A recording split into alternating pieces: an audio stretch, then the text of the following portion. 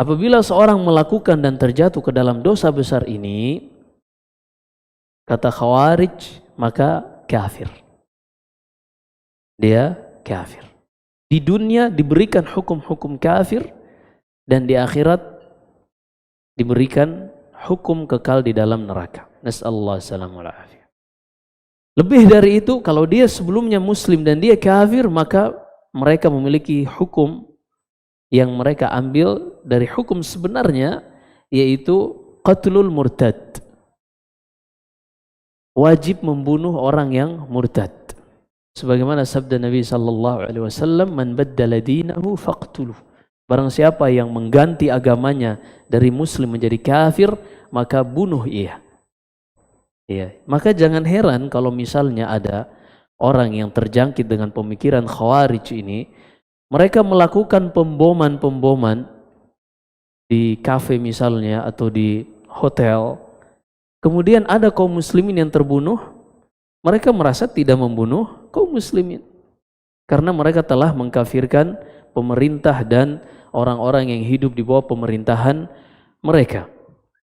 Dan ini pemikiran yang sangat jelek, yang sangat buruk. Bahkan Ali bin Abi Thalib pun memerangi mereka. Dan Nabi SAW mengatakan, kalau seandainya aku bertemu dengan mereka, laqataltuhum qatla 'ad. Maka aku akan perangi mereka dan akan membinasakan mereka sebagaimana dibinasakannya kaum 'Ad. Apa maksudnya dibinasakannya kaum 'Ad? Tidak ada yang tersisa. Maka manusia yang paling jelek pemahamannya dan paling buruk akibatnya Khawarij ini. Khawarij ini, nas'allahu salam wal afiyah. Lalu bagaimana kita menyikapi pemikiran dan kerancuan cara berpikir ini? Subhanallahil azim, di antara indahnya agama seorang tatkala dia benar-benar berjalan di atas jalannya para sahabat. Ali bin Abi Thalib, dia sendiri yang memerangi Khawarij ini. Di antara bantahan mereka, bantahan kepada orang-orang Khawarij yang menyatakan bahwasanya siapa yang terjatuh ke dalam dosa besar maka dia telah kafir, siapa yang berzina maka dia telah kafir, wajib dibunuh. Siapa yang melakukan riba wajib dibunuh, dan seterusnya. Bagaimana membantahnya? Bantahannya ada di dalam hadis Ubadah bin Samit dalam Sahih Bukhari dalam Kitabul Iman. Kata Ubadah bin Samit, "Bay'ana Rasulullah sallallahu alaihi wasallam atau qala an-nabiy sallallahu alaihi wasallam yaum al-'aqabati bay'uni ala alla tusyriku billahi syai'an wa la tasriqu wa la taznu wa la taqtulu awladakum ولا تقتل أولادكم ولا تأتوا ببهتان تفترونه بين أيديكم وأرجلكم ولا تعسوا في معروف."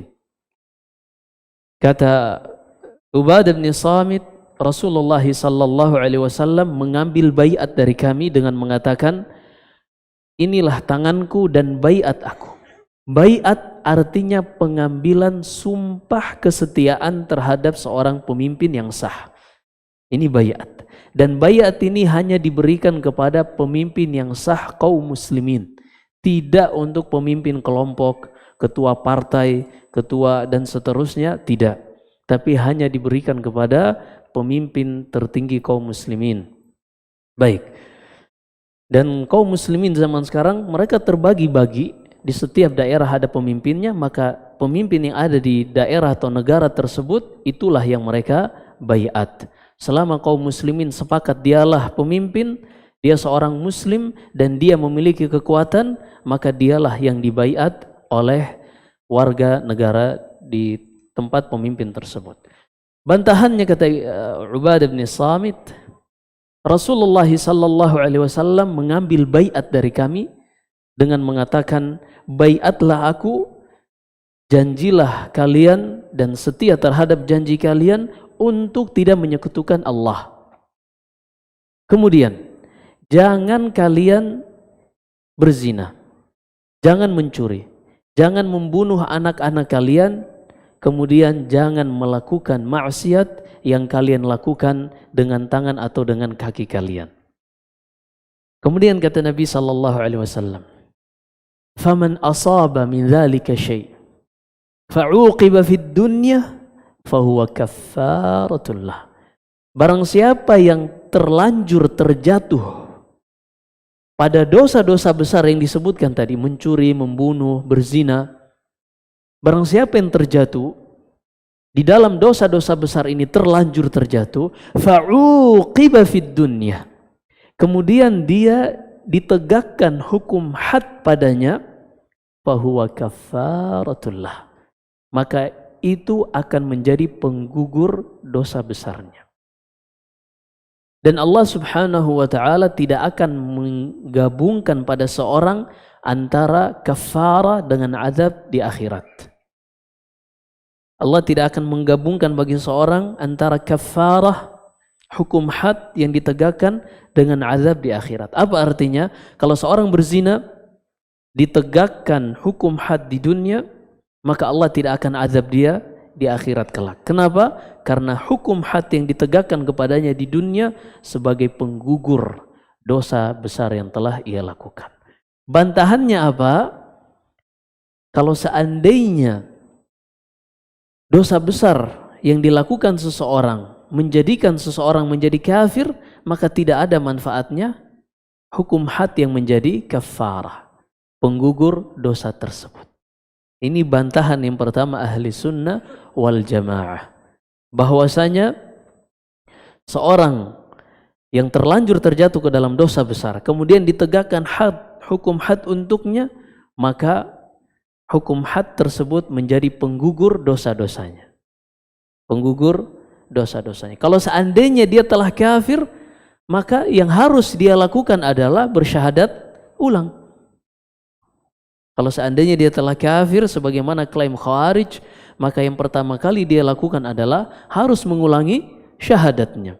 Tapi Nabi SAW tidak mengatakan hal tersebut. Kata beliau, man uqiba fid dunya fahuwa kaffaratullah. Barang siapa yang ditegakkan hukum padanya, maka itu akan menjadi penggugur dosa-dosa besar yang telah dia lakukan. Baik, wa man satarahullah fahuwa tahta masyiatillahi in syaa'a fa'anhu wa in syaa'a aqabah. Namun orang yang dia sudah terjatuh ke dalam dosa besar, tapi Allah tutup aibnya sehingga tidak ada yang mengetahuinya di dunia, maka ketika di akhirat kelak kembali kepada Allah subhanahu wa ta'ala. Keputusannya kembali kepada Allah. Apabila Allah berkehendak, Allah akan menyiksanya, mengazabnya. Apabila Allah berkehendak, maka Allah akan mengampuninya dan langsung memasukkannya ke dalam surga.